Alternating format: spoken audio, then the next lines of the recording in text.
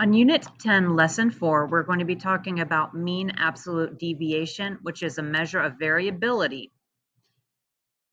It shows how far things are spread out compared to the mean.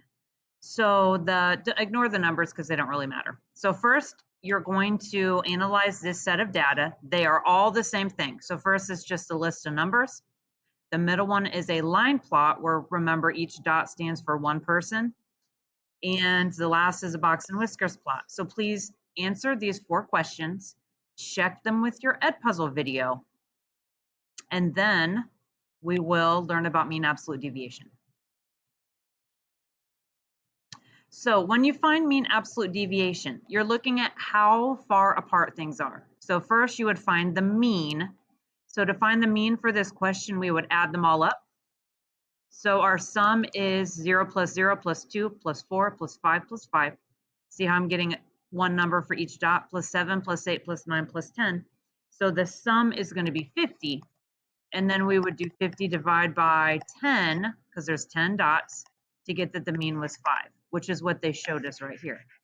So our mean is 5. We're looking at how spread out the numbers are compared to 5. So this is what you will do to find your mean absolute deviation.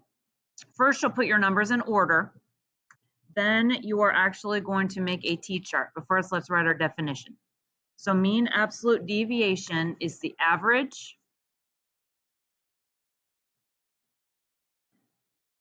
of the distances of the data from the mean. That sounds like a lot.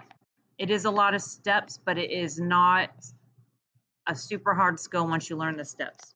So the first thing you need to do is make a t-chart. Our mean is 5. Then list your numbers. So you can see your numbers at the top. I'm just going by my worksheet here, my answer key. So I have 0, 0, 2, 4, 5, 5, 7,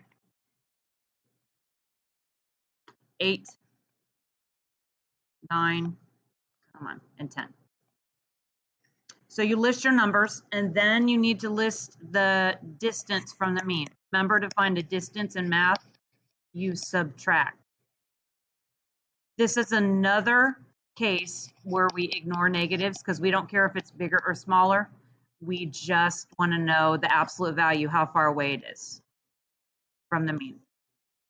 So we will do 5 minus each of these things. So 5 minus 0 is 5.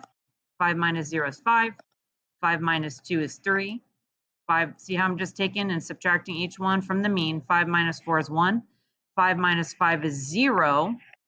5 minus 7 is 2. I'm sorry, 7 minus 5 is 2. 8 minus 5 is 3. Remember, we don't care about negatives. 9 minus 5 is 4, and 10 minus 5 is 5, because that shows that that's how far each of the numbers is away from the mean. Now we need to take the average of those numbers. So we have to find the mean of those, which means we add them together and divide by how many there are. So if you were to add up all those numbers we got, all the distances, you would get 28.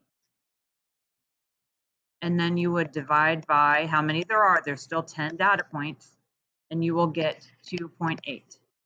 So the mean absolute deviation, MAD, mean absolute deviation of this data set is 2.8. That means that each one is an average of 2.8 away from 5, away from the mean. So what you would really do with mean absolute deviation is you would look at 2 sets of data and you would compare. If it has a bigger mean absolute deviation, it's very spread out. If it has a smaller mean absolute deviation, then they are more close together.